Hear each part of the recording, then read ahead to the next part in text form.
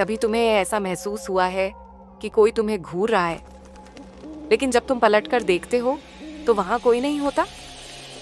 कभी आईने में देखा है और लगा कि अक्स थोड़ा अलग है, आंखें गहरी, मुस्कान अजीब। अगर एक दिन तुम आईने में देखो और जो चेहरा वहां हो वो तुम्हारा ना हो। कुछ चीजें हमारे आसपास होती हैं जिनका वजूद हमारी सोच से बाहर होता है, और जब हम उन्हें देख लेते हैं तब तक बहुत देर हो चुकी होती है। शैतानी आईना। क्या तुमने कभी अपनी शक्ल किसी और पर देखी है? अगर एक दिन तुम आईने में देखो और जो चेहरा सामने हो वो तुम्हारा ना हो। ये कहानी एक ऐसे चेहरे की है जो ना मेरा था ना किसी और का, और जिसे देखने के बाद कोई भी जिंदा ना बचा। अगर हिम्मत है तो सुनो, लेकिन आईने में देखने से पहले सोच लो, शायद जो अक्स तुम देखो वो तुम्हारा ना हो। अहमद एक आम आदमी था जिसने एक दिन पुरानी एंटीक दुकान से एक सुंदर पुराना आईना खरीदा। आईना बहुत खूबसूरत था, मगर उसके पीछे अजीब सी उर्दू में कुछ लिखा था जिसे अहमद ने नजरअंदाज कर दिया।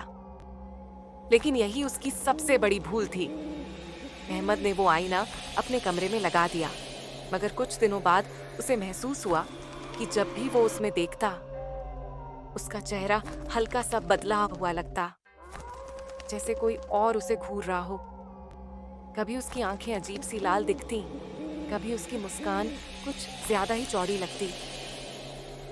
एक रात अहमद की नींद अचानक खुली और उसने कुछ ऐसा देखा कि उसकी रूह कांप गई।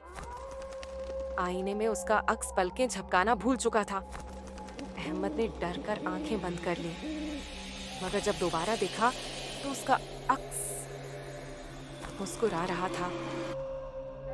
ये मैं नहीं हूँ। अहमद चीखा, मगर अब बहुत देर हो चुकी थी। अगले दिन अहमद अपने दोस्तों से मिलने गया, लेकिन किसी ने उसे पहचाना ही नहीं। तुम कौन हो? अहमद कहाँ है? दोस्तों ने घबराकर पूछा। अहमद दौड़कर आईने के पास गया और देखा, उसका चेहरा पूरी तरह बदल चुका था। अब वो नहीं था, बल्कि कुछ और बन चुका था। कुछ दिनों बाद अहमद की जगह कोई नया शख्स नजर आने लगा, मगर असली अहमद कहीं गुम हो चुका था। कई सालों बाद एक और शख्स ने उस आईने को खरीदा, और जब उसने पहली बार उसमें देखा, आईने में उसका अक्स हल्की मुस्कान देने लगा। आईना अब भी वही था, लेकिन अब वो किसी और की पहचान चुराने के इंतजार में था।